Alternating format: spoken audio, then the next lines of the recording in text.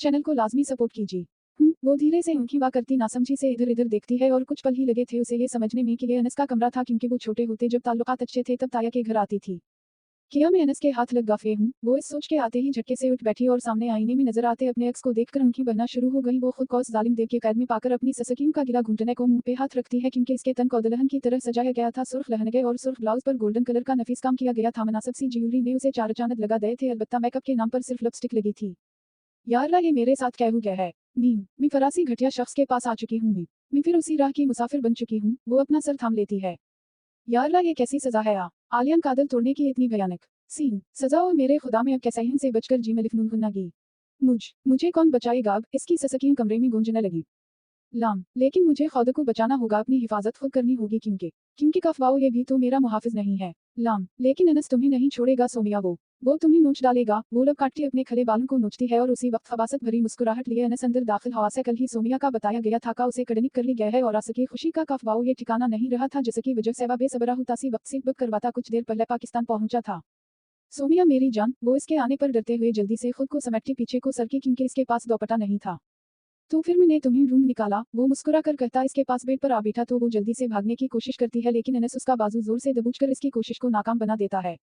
अब की बार तुम नहीं जा सकती, क्योंकि इस बार तुम पेरे का अफवाह ये रहम नहीं होगा, वो जहर खुनद हवा। जी जाने दो मुझे, इसका करलाना असहसने पे अकसाता है। जाने दूंगा, क्योंकि सारी जिंदगी तुम्हें रखने वाला भी नहीं हूँ। तुम्हारी तरफ बहुत से हिसाब निकलते ही उनको पूरा करते ही तुम मेरी तरफ से आजाद होगी। वो खबासत से बोलता इसके बाम की लट छेड़ने लगा और इसकी ऐसी घटिया बात पर सोमिया का दिमाग वक्त से उड़ावा सर झटकती इसको छूने से रोकती है। नून नहीं दाल, देखो देख ही तो रहा हूँ तुम्हारे हसीन जलवेबल के हररत देखता था यूं लगता तुम मेरी बहू में हो और मेरी ही मलकियत हो। बहुत तड़पाया है तुमने मुझे, आज सारे हिसाब बेबाक होंगे। वो इसके वजूद को नजर भर कर देखता हूँ, दबाकर उसका हाथ थामने की कोशिश करता है, लेकिन वो गुस्से से बेकाबू होती है। जोर का धक्का देकर जल्दी से बेड से नीचे उतरी। मैं तुम्हें तुम्हारे इरादों में कभी कामयाब नहीं होने दूंगी, समझे। वो उंगली उठाती पीछे होने लगी और उसका सहमना अनस को सुकून दे रहा था। वो मुस्कुराते हुए इसकी जानिब पेशरफ्त करता है। थोड़ी देर में ही मेरे इरादे कामयाब हो जाएंगे, क्योंकि अब की बार यह तुम्हारा बाप नहीं है जो तुम्हें बचाएगा, ना ही तुम्हारी मुँह है जो तुम्हारी जगह अपनी जान दे देगी। तुम्हारी बेदोचश्मी है लामलिफ ये उसी में है कि चुपचाप अपना आप मुझ सौंप दो, वरना मुझे जबरदस्ती करके ज्यादा उछा लगेगा। वो इंतहाई आमियाना लहजे में बोलता उसकी तरफ बढ़ रहा था और सोमिया बेचारी दीवार के अंदर घुस जाने की कोशिश में लग चुकी थी। इसकी घटिया गंदी बातें इसके दिमाग पर गहरी जर्ब डालती हैं, जिसकी वजह से जिस्म कांपना शुरू हो गया। मुझे जाने दो प्लीज, मैं मर जाऊंगी मगर तुम्हें कभी कामयाब नहीं होने दूंगी। वो हिम्मत करती अपने बचाव के लिए इधर इधर नजरें घुमाती है, लेकिन अनस इसका बाजू पकड़कर उसे इंतहाई करीब कर लेता है। छोड़ो घटिया इंसान, वो तड़पते हुए खुद को छुड़ाने की तगवाऊ दूर करने लगी। आज तुम्हें जी भर कर घटियापन दिखाऊंगा, क्योंकि जितना तुमने अपने पीछे खबर किया है नागिन गिनकर इसके बदले लेने हैं तुम। आज अपने पैदा होने पर पे दो चश्मी है तेलिफ गाफे। वो इसके बाल बेदर्दी से खिंचता हुआ उसे बेड पर फिर से धक्का देता है, लेकिन वो तड़पती है वाओ ये फिर उठने लगी। अनस निहायत गुस्से में इसकी कमर पर अपना घटना रखकर इसके बालों को जड़ से उखाड़ने के दरपेहुता इस कामिना बेड पर जोर जोर से मारने लगा। कहाँ जाएगी, आज जाना है, चल चल जाकर दिखा। वो गुस्से से पागल होता इस कमजोर औरत की कमर पर अपना पूरे वजन का दबाव देता घटने को कमर पर मारने लगा और सोमिया की दर्द की शिद्दत से चीखें निकलने लगी। बहुत शौक है भागने का, आजा तुझे भगाता हूँ चल। वो उसे बालों से पकड़े उठाता फर्श पर मारता है।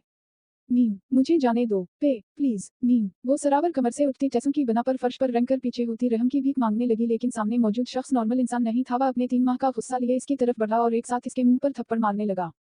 आहे वो अपने चेहरे को बचाने के लिए बाजू आगे करने लगी, तब ने ठोकरें मारना शुरू कर दिया। चेहरे पर लहन के जैसा सुर्ख खून अपनी छाप छोड़ने लगा। बेखैरत लड़की, आज मैं तेरी जान निकाल देनी, तेरी सारी इकड़तीरे साथ मिट्टी में। नामीम लामलिफ ये तो मेरा नाम भी अनस नहीं। उसे गले से पकड़कर फर्श पर सीधा लिटाटा वो इसके पीठ पर घटना रखकर सारा वजन डालने लगा, साथ ही दूसरे हाथ से उसका गिरेबान चाक करने लगा। वो अपनी टांगों को इधर इधर मारती तड़पती है वाओ ये खुद को छुड़ाने की कोशिश करने लगी। गले पर बेपनाह दबाव, आवाज हलक में ही फिसा गया। ऊपर से इस 3 मन के आदमी का पौरा वजन इस नाजुक लड़की को अधमुआ कर गया। हम बोल कौन तुझे बचाएगा, यहाँ तुझे बचाने वाओ अलिफ लाम अलिफ काफ वाओ ये नहीं है। वो फरून बनता इसका गरीबान खींचकर फाड़ने लगा था कि सोमिया अपनी पूरी कुव्वत लगाती अपना घटना इसकी कमर पर मारती है और जूं ही इसकी गिरफ्त कम है वाओ ये वो अपने दबे हुए हाथों का इस्तेमाल करती उसे पीछे को धक्का देती है। अलिफ अल्लाह है, वो इससे दूर होती पीछे होने लगी और जूं ही नजर साइड टेबल पे पड़े लैंप पे गई आंखों में चमक आती है, क्योंकि अपनी जान बचाने के लिए वो इसकी जान भी ले सकती थी और अपनी इज्जत की हिफाजत के लिए वो अपनी जान की कुर्बानी देने दे भी गुरेज नहीं करने वाली थी। यही वजह थी कि इससे पहले अनस इस पे हमला आवर होता वो फिरती से लैंप पकड़ती, पलक झपकने से भी पहले उसे अनस के सर पे मारती दरवाजे की तरफ भागी। यू आर सो ब्यूटीफुल मीम अलिफ ये डालिए रे। वो अलिफ मद्दा ये नूये के सामने खड़ी अपना खूबसूरत अक्स देख रही थी कि उसका शौहर इसके पीछे आकर इसकी तारीफ करता है। ओह थैंक यू तैमूर, वो मुस्कुराकर कहती रुख बदलती है और अब की बार इसका शीन वाओ है रे मीम वाओ बे अलिफ लाम पे किसी मैसेज का जवाब देने लगा था। बस इतनी सी तारीफ यूं तैमूर अमरीका मेरी सौतन बना हूँ है, वो हूँ बसूरती है और तैमूर के लबों पर मुस्कुराहट फैली। तुम्हें ऐसा क्यों लगता मीम अलिफ ये डालिए रे हालांकि मैं हरमा अपना प्यारा वतन छोड़कर तुमसे मिलने आता हूँ, वो जताता उसे मजीद जेलनस करवाता है। क्या वाकई आपको अपना मलक इतना पसंद, वो चूड़ी ऊपर नीचे करती मुंह बसूर कर पूछती है। ऑफ कोर्स जान से भी ज्यादा, इसका लहजा ही इसके अपने वतन से मोहब्बत बता रहा था। और मी, वो रोने वाली है वाओ गाफिए आज खुशी के मौके पर इसका शौहर अपना वतन लेकर बैठा सा जला रहा था। वतन जान और तुम दिल हो दोनों रूह का बोझ संभाले हुए हैं, वो मीम वाओ बे अलिफ लाम मेज पर रखकर इसके कंधे थामता प्यार से बोला। इस टापक को क्लोज ही कर देता है क्योंकि आज मेरे बेदो चश्मे है अलिफिए की शादी है मैं अपना मूड खराब नहीं करना चाहती और आपसे लॉबर्स की तरह रहना चाहती, वो दिल लगी करती उसके कॉलर को बिलावजा ठीक करती इंक का इशारा देती है। यूनू में बाहर नहीं जाने देना फिर, तैमूर इसकी कमर में हाथ डालता से करीब करता खुमार आलूद अंदाज में बोला। आपके बेटे किस मरज की दवा ही, अंक दबाता धमकी दी और तैमूर जैसा जहीन बंदा अपने बेटों की जहानत का मुतरफ था इसलिए मुस्कुराता हौसला रहलाता है। अलिफ मद्दा ये now they are your body guard, वो कंधे अचकातास को वारी सदका करने लगा। आप मेरी जान के टूटे हैं तैमूर लो यू सो मच यूं ही मेरे रहना, वो इसके सीने पर सर रखती मोहब्बत से पर लहजे में कहती है तो वो मुस्कुराकर इसके बालों का बूसा लेता हम अपनी थोड़ी टका लेता है। यस अलिफ मद्दा मीम योरांटल अलिफ मद्दा ये है ब्रेथ, वो जज के अंदाज में कहता इब्रिश के दिल व दिमाग में सुकून ही भर गया। आह तेरी तो, वो दर्द से चलाता सर से बिल बहते खून पर हाथ रखकर असकू एक हाथ से काबू करने लगा। वो चलाते हुए अपने आप को इससे छुड़ाने लगी लेकिन चोट के बावजूद अनस की इसकी कमर पर गिरफ्त बहुत सख्त थी। तुम क्या समझती हो मुझसे बच जाओगी? नहीं बल्कि अब तो तुम्हें मजीद अजियतनाक मौत दूंगा, वो इसको बालों से पकड़े ही गुस्से वाओ पागलपन में इसका सर जोर से दीवार पर मारता है जिसकी वजह से सोमिया दर्द से रोते हुए माथा थाम लेती है और अभी संभली भी ना थी कि वो उसे सीधा करता इसके नाजुक गाल पे यक्के बाद दीगरा थप्पड़ रसीद करने लगा। अलिफ मी आह बाबा, वो रोते हुए फर्श पे गिरी लेकिन अनस उसे मारना बंद नहीं करता पूरा कमरा इस मासूम कमजोर औरत की चीखों से दहल उठा। कमीनी तेरी इतनी औकात कि मुझ पे हाथ उठाए अभी बताता हूँ तुझे, वो इधर इधर किसी अच्छे हथियार के लिए नजर दौड़ाता है और यही मौका था कि सोमिया कुछ पल के लिए संभली और दोबारा पास गिरा टूटा हुआ लैंप इसके मुंह पे मारती है। जंगली भेड़िए, वो ऊंचे से रोने के साथ चलाती इस बार सेकंड से भी पहले दरवाजे को खोलती भागने लगी और अनस अपनी आंखों के सामने आते अंधेरे के पेश नजर खुद को गिरने से संभालने की कोशिश करता है।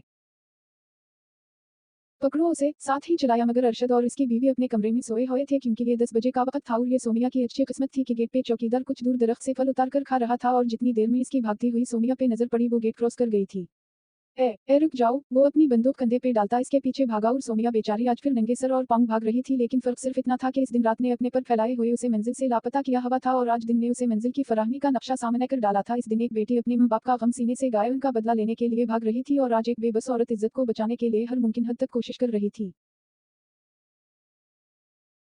हरामजादी देखता हूँ कि आज कहाँ बचकर भागती हो, अनस खुद को संभालता फोन पे अपने जानने वाले पुलिस और दूसरे बंदों को हुक्म दे देता है साथ ही सोमिया की तस्वीर भी भेजी ताकि उसे पकड़ने में आसानी हो।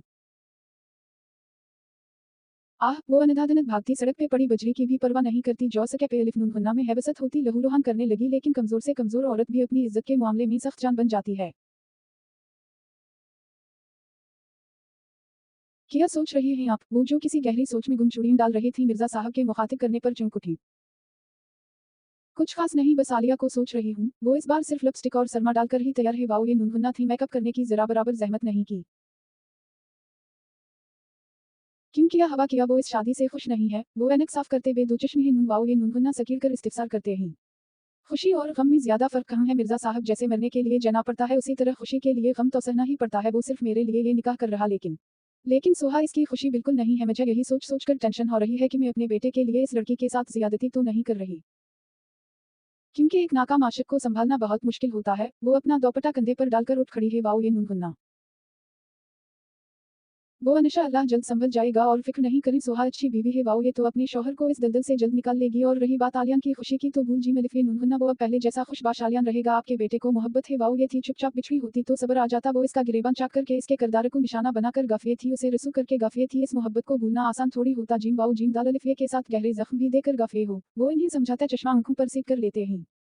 आप ठीक कह रहे हैं मिर्जा लेकिन काश वो लड़की मेरे बेटे का नसीब होती मेरे मासूम बेटे ने इसका किया बगाड़ा था जो उसे इन बिला वजह ठकरा दिया। इनकी उनकी जीन दो चश्मे लाम मीम लाम अलिफ गाफिए नून गुन्ना। हौसला रखें अल्लाह पाक बेहतर असबाब बनाने वाले बेहतरीन रास्ता दिखाने वाले हैं, वो उनके कंधे पर हाथ रखते हौसला देते हैं और वो उनकी जानिब देखती धीमे से मीम सिंह का फ्रे अलिफ गाफिए नून गुन्ना वही हमेशा उनकी हिम्मत उनका हौसला रहे थे जो मर्द मिर्जा साहब जैसा होता है उसकी बीवी यूं ही हर जगह मुतबिर और चाक चौबंद रहती है और इसकी औलाद हमेशा आलियान की तरह बेरे अलिफिए से पाक मासूम और तरबियत याफ्ता होती है। Please like comment and subscribe.